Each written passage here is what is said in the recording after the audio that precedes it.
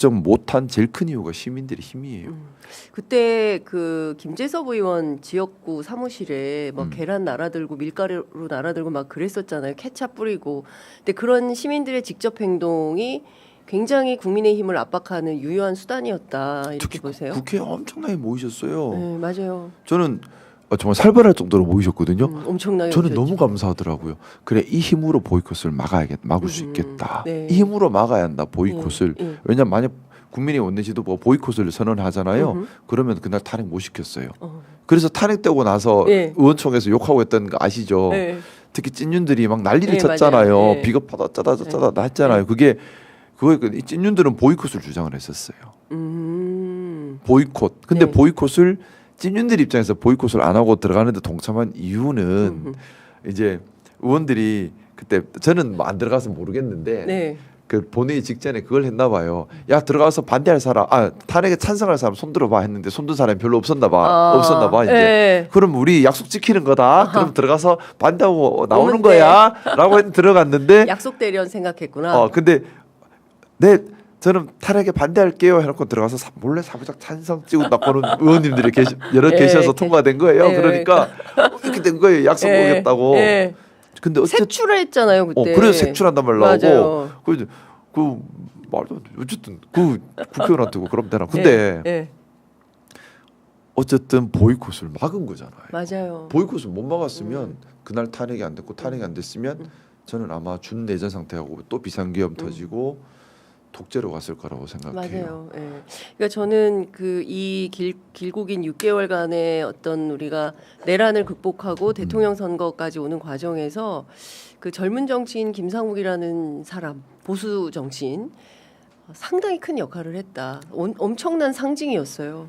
그러니까 보수 정치이니까 민주주의를 지켜야죠. 그쵸? 보수 정치 헌법이 위에 보수가 딴 게 아니에요. 헌법 잘 지키자예요. 법잘 지키자. 헌법을 잘 지켜야 한다. 대한민국 헌법 1조 이란 건 대한민국 민주공화국이다. 예. 그럼 민주주의 지키는데 목숨 바치는 게 보수주의자여야죠. 그래서 국민의힘은 보수당이 아니에요. 국민의힘은 이상해. 그렇다고 극우당도 아니야. 이념도 없어요. 예. 제가 보기에는 수구적 기득권을 수호하기 위한 수구적 목적을 위해 극우적 방법인 폭력과 권위를 동원한 그냥 무리배 집단처럼 돼버렸어요. 무리배다. 이렇게 똘똘 뭉치는 것만 중요하게 생각하고 근데 그 똘똘 뭉치의 목적은 이익이다. 기득권을 지키는 또 이익을 지키는 거기에만 들어가 있고 이념이나 가치 지향이 없어요. 제가 그래서 왜 2025년에 자꾸 저한테 가치를 얘기하고 지향을 얘기하냐 하는데 국민의힘에서 그게 너무 없어서 저 상태가 됐기 때문에 그래요. 네. 정치에서 가치가 없고 이념 지향이 없으면 정치하면 안 되죠. 그렇습니다. 그 국민의힘의 젊은 정치인들 꽤 있잖아요. 네. 그분들은 지금 혹시 후회하고 있지 않을까요? 노코멘트 할래요. 노코멘트 하실래요? 노코멘트 할래요. 나도 무슨 김상욱처럼 말 하겠어요. 살 걸 이런 생각 안 할까요? 그게 저는 네. 진정성에서 중요한 부분이라 생각해요. 뭐냐면 정치인이라면 가슴이 앞서고 머리가 따라와야 한다고 생각해요. 특히 그렇죠. 위기 상황일수록 가슴이 앞서야지 머리가 앞서면 안 됩니다. 머리가 앞서면 누구처럼 머리가 없어져요. 내가 머리가 없네. 네. 머리가 앞서면 보입니다. 그리고 머리가 앞서 정말 민주주의가 위기를 받고 시민들이 다치면 그렇죠. 나라 망하게 생길 뻔했어요. 나라 망할 거기에 무슨 뻔했습니다. 계산이 있어요. 근데 그러니까요. 지금 와서 이렇다 저렇다 말하는 사람들은 정치적 이해관계를 계산하는 거잖아요. 정치적 이해관계를 계산해서 정치를 한다. 저는 거기에 반대해요. 물론 필요할 수는 있어요. 네. 하지만 먼저는 가슴이어야 되고 그게 진정성이고요. 국민을 지키겠다. 네. 국민을 받들겠다. 헌정 질서를 지키겠다. 국민들을 더 잘 살게 하겠다라는 가슴이 먼저지. 맞습니다. 이렇게 하면 나한테 정치적으로 이익이 될 텐데 손해가 될 텐데라는 이해관계가 먼저가 되면 그 정치하면 안 된다고 생각해요. 그러니까요. 근데 많은 사람들이 네. 그래요. 의원님 이제 오늘 대통령 선거가 마무리가 되면 이제 내일 취임식을 하겠죠. 간단하게. 네. 그리고 이제 본격적으로 새로운 행정부가 들어서고 의원님도 이제 그 민주당으로 오셨기 때문에 상임위는 계속 활동하십니까? 아니면 의원님도 여러 가지로 좀 모르겠어요. 이제 의정 활동 세게 하셔야 될 거 아닙니까? 앞으로. 이제 상의를 해봐야 하는데 예. 뭐 저는 개인적으로 저의 고난은 이제 시작이라고 생각하고 있습니다. 또 다른 고난이 또 시작되지 않겠는가. 그래요? 또 고난이 있어요? 당연히 그래야죠. 저는 그게 제 역할이고 의무라는 생각을 하는데 음. 저는 이재명 후보님이 반드시 대통령이 되어야만 하고 될 것이라고 믿습니다. 반드시 그렇게 돼야만 합니다. 그것도 네. 큰 표차로 압도적으로 돼야만 합니다. 그래서 새 정치 문화를 만들어 주시면 좋겠습니다. 그런데 이제 우리 정치 현실이 녹록지가 않아요. 뭐냐면 국민의힘은 제가 볼 땐 정상적인 정당 기능을 전혀 수행하지 못합니다.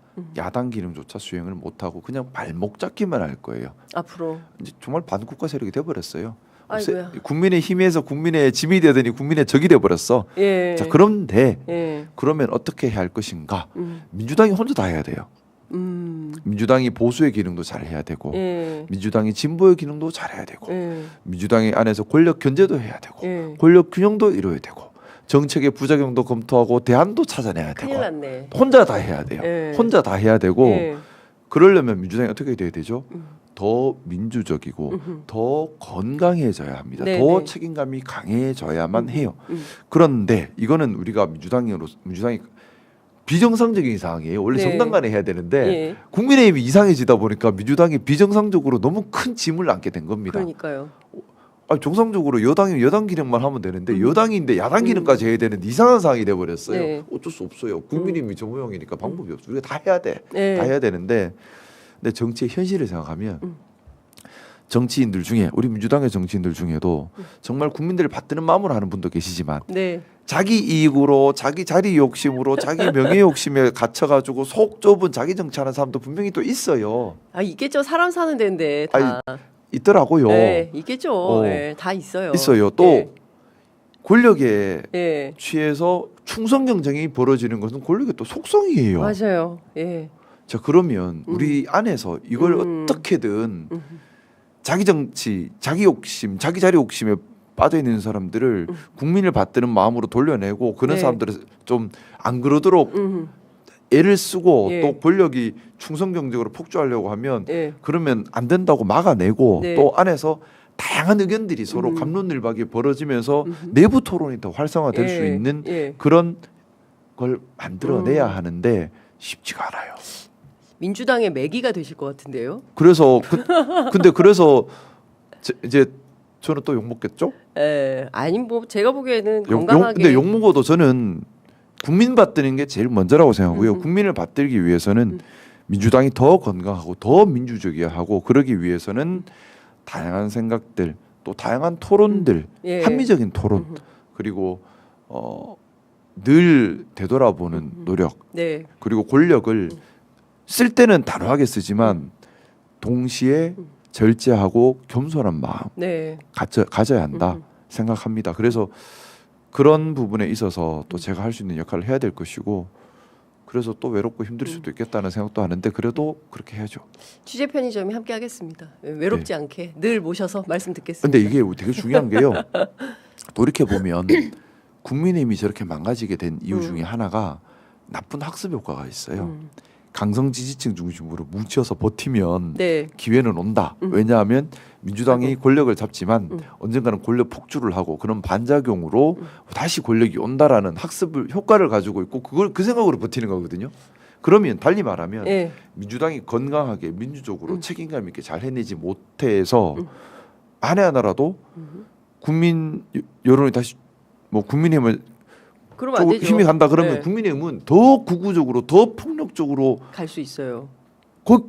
그러면 정치가 더 진영 정치가 돼버려요. 진영 정치는 없어져야 되는 거예요. 맞습니다. 보수의 기능이 있고 진보의 기능이 있을 뿐이지 진영 따위는 이 세상에 없어요. 없다. 국민이 주인이잖아요. 맞습니다. 보수의 기능과 진보의 기능으로 국민께 잘 봉사하면 되는 거지. 국민을 왜 진영에 가두려고 해요? 맞아요. 국민들은 진영에 갇힐 필요가 없어요. 나한테 잘하는 정치인 표주면 되거든요. 근데 국민의힘은 자꾸 진영으로 공고히 하려고 할 거예요. 이걸 깨야 됩니다. 깨야 되고. 알겠습니다. 그러면 우리가 시간이- 잘해야 돼요. 예, 벌써 37분이어서 서영교 의원님 벌써 와 계셔가지고 우리 할 말 못했네. 그러니까 어쩌지? 다음 주에 또 나오세요, 의원님. 저희가 조만간 또 모셔서 저 한가해요. 예, 계속 오십시오. 감사합니다. 저 서영교 의원님 너무 좋아하는데. 뭐 진짜 예, 만나서 또 푸근한 누나 같아요. 얼마나 좋은지 몰라. 알겠습니다. 저희가 오늘 선거 끝나고 또 모셔서 말씀을 좀 듣도록 하겠습니다. 오늘 말씀 여기까지 듣겠습니다. 고맙습니다. 감사합니다. 감사합니다. 믿을 수 있다. 더 착한 보험